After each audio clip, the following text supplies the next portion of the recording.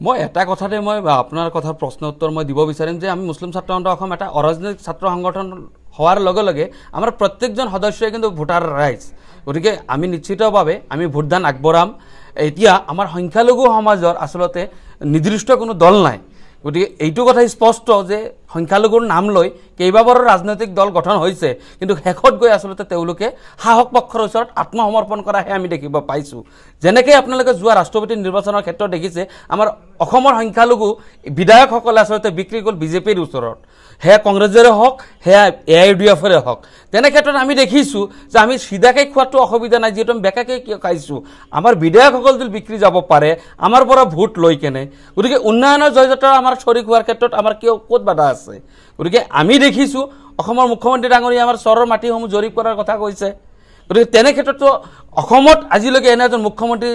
হোৱা নাই যিজন মুখ্যমন্ত্ৰীয়ে অসমৰ মাটিৰ চৰচাপৰিৰ কথা চিন্তা কৰিছে অসমৰ জনগণৰ সংখ্যালঘু জনগণৰ কথা চিন্তা কৰিছে গতিকে যদি আমাক আসলতে মাটি পট্টাটো স্পষ্টভাৱে দিয়ে নিশ্চিতভাৱে আমি সাহস পক্ষক সমৰ্থন জনাবৰ কাৰণে আমি প্ৰস্তুত হৈছোঁ ইতিমধ্যে আমি চৰকাৰক আসলতে অসমৰ মুখ্যমন্ত্ৰী ডাঙৰীয়াক আমি এই কথা অৱগত কৰিছোঁ যে স্যাৰ আমাৰ অসমৰ সংখ্যালঘুসকলক যদি আপোনালোকে মাটি পট্টা প্ৰদান কৰে নিশ্চিতভাৱে আমি আপোনালোকক সহযোগ কৰিবলৈ প্ৰস্তুত আছোঁ ঠিক একেদৰে আসলতে অসমৰ ভোটাৰ ৰাইজক বিশেষকৈ সংখ্যালঘু ভোটাৰ ৰাইজক আমি সুধিব বিচাৰিছোঁ যে আমাৰ যিখিনি সমস্যা এই সমস্যাৰ কাৰণে আমি যিসকলক আমি ভোটদান কৰি আহিছোঁ জানো তেওঁলোকে আমাক সেই সমস্যাবোৰ সমাধান কৰি দিছে আপোনালোকে দেখিছে ৰকিবুল হুছেইন ধুবুৰী লোকসভাৰ কংগ্ৰেছৰ প্ৰাৰ্থী তেখেতে কিন্তু ইতিমধ্যে এটা কেছৰ ডায়েৰী লৈ কেনে ঘূৰি আছে আপোনালোকে দেখিছে যে নাই ডিভোটাৰৰ নামত বদৰুদ্দিন আজমলে যি গোচৰ কৰিছিলে সেই গোচৰ তেওঁ উদ্দল কৰাৰ কাৰণে আমাৰ ডিভোটাৰৰ সমস্যা সমাধান নহ'ল গতিকে ডিভোটাৰৰ নামতে AIUDF জন্ম হৈছিলে তেওঁলোকে জানো আমাক সমাধান কৰি দিছে সমাধান কৰি দিব পৰা নাই গতিকে সমাধান য'ত আছে আমাৰ সংখ্যালঘু ৰাইজ তাত যাব লাগে বুলি আমি আহ্বান জনাম আৰু উন্নয়নৰ স্বাৰ্থত আসলতে ক্ষমতাৰ লগত থকাৰ বাবেও আমি আহ্বান জনাম আমি দেখিছোঁ আসলতে আমি কেইবাটাও সমষ্টিতহে মেজৰিটিত আছোঁ কিন্তু বৃহত্তৰ সমষ্টিসমূহত আমি মেজৰিটি নাই য'ত আমি মেজৰিটি নাই তেনে ক্ষেত্ৰত আমি ভোট পেটাৰ্ণ চাই কেনে যোনে জিকিব আসলতে যোনে যোগ্য আসলতে তাৰ লগতে আমাৰ ৰাইজে সহমত আগবঢ়াবলৈ আমি ৰাইজক আহ্বান জনাম মই এটা কথাতে মই আপোনাৰ কথাৰ প্ৰশ্ন উত্তৰ মই দিব বিচাৰিম যে আমি মুছলিম ছাত্ৰ সন্থা অসম এটা অৰাজনৈতিক ছাত্ৰ সংগঠন হোৱাৰ লগে লগে আমাৰ প্ৰত্যেকজন সদস্যই কিন্তু ভোটাৰ ৰাইজ গতিকে আমি নিশ্চিতভাৱে আমি ভোটদান আগবঢ়াম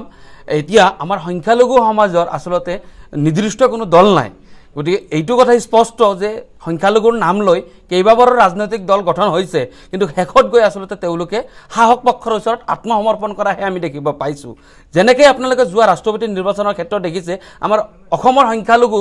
বিধায়কসকলে আসলতে বিক্ৰী গ'ল বিজেপিৰ ওচৰত সেয়া কংগ্ৰেছৰে হওক সেয়া AIUDFৰে হওক তেনে ক্ষেত্ৰত আমি দেখিছোঁ যে আমি সিধাকৈ খোৱাটো অসুবিধা নাই যিহেতু আমি বেকাকৈ খাইছোঁ আমাৰ বিধায়কসকল যদি বিক্ৰী যাব পাৰে আমাৰ পৰা ভোট লৈ কেনে গতিকে উন্নয়নৰ জয়যাত্ৰা আমাৰ শৰীক হোৱাৰ ক্ষেত্ৰত আমাৰ কিয় ক'ত বাধা আছে গতিকে আমি দেখিছোঁ অসমৰ মুখ্যমন্ত্ৰী ডাঙৰীয়া আমাৰ চৰৰ মাটিসমূহ জৰীপ কৰাৰ কথা কৈছে গতিকে তেনে ক্ষেত্ৰতো অসমত আজিলৈকে এনে এজন মুখ্যমন্ত্ৰী হোৱা নাই যিজন মুখ্যমন্ত্ৰীয়ে অসমৰ মাটিৰ চৰচাপৰিৰ কথা চিন্তা কৰিছে অসমৰ জনগণৰ সংখ্যালঘু জনগণৰ কথা চিন্তা কৰিছে গতিকে যদি আমাক আসলতে মাটি পট্টাটো স্পষ্টভাৱে দিয়ে নিশ্চিতভাৱে আমি সাহস পক্ষক সমৰ্থন জনাবৰ কাৰণে আমি প্ৰস্তুত হৈছোঁ ইতিমধ্যে আমি চৰকাৰক আসলতে অসমৰ মুখ্যমন্ত্ৰী ডাঙৰীয়াক আমি এই কথা অৱগত কৰিছোঁ যে স্যাৰ আমাৰ অসমৰ সংখ্যালঘুসকলক যদি আপোনালোকে মাটি পট্টা প্ৰদান কৰে নিশ্চিতভাৱে আমি আপোনালোকক সহযোগ কৰিবলৈ প্ৰস্তুত আছোঁ ঠিক একেদৰে আসলতে অসমৰ ভোটাৰ ৰাইজক বিশেষকৈ সংখ্যালঘু ভোটাৰ ৰাইজক আমি সুধিব বিচাৰিছোঁ যে আমাৰ যিখিনি সমস্যা এই সমস্যাৰ কাৰণে আমি যিসকলক আমি ভোটদান কৰি আহিছোঁ জানো তেওঁলোকে আমাক সেই সমস্যাবোৰ সমাধান কৰি দিছে আপোনালোকে দেখিছে ৰকিবুল হুছেইন ধুবুৰী লোকসভাৰ কংগ্ৰেছৰ প্ৰাৰ্থী তেখেতে কিন্তু ইতিমধ্যে এটা